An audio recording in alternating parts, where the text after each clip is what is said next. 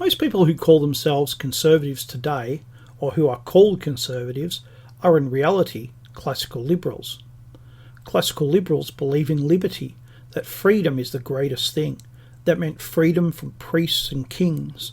But while other branches of liberalism kept seeking further and further freedoms, classical liberalism mainly stopped. It was content with the freedoms that it had. It saw itself as fulfilled with freedom of religion, of speech, property. It didn't understand why the other branches of liberalism kept asking for more. It believed that they were radical, but that classical liberals were sensible, and that if they were not radicals, then that must mean that they were conservative. Those more radical branches of liberalism have kept the idea of freedom, absolute freedom, alive. Classical liberalism believed in some restraint, both public and personal, but not the rest of liberalism. They believed in continuing the logical progression within liberalism. If freedom is absolute, then there's much more to be achieved. Freedom from one's social class, from one's ethnicity, race, freedom from biology, freedom from history, and ultimately, freedom from responsibility. Most classical liberals think that this is fruitcake territory. Sadly, that doesn't stop classical liberals from joining in on the liberal logic train.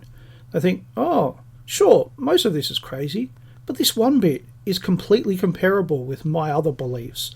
The liberal in them is ignited, and they then use this to bring along other conservatives.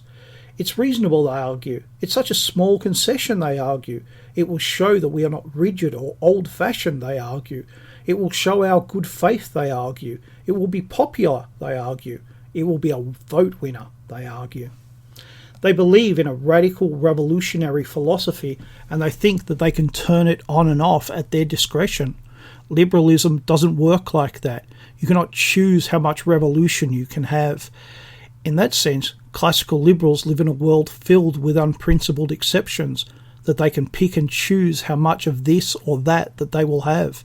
The other branches of liberalism understand the logic of liberalism, that liberalism is a philosophy of more and more, and that liberalism always means more liberalism. But classical liberals do not understand that. Instead, they think they are conservatives. They call liberal principles conservative principles. Here is a major reason why liberalism keeps winning. It has conservative allies, people who everyone should call what they are, classical liberals.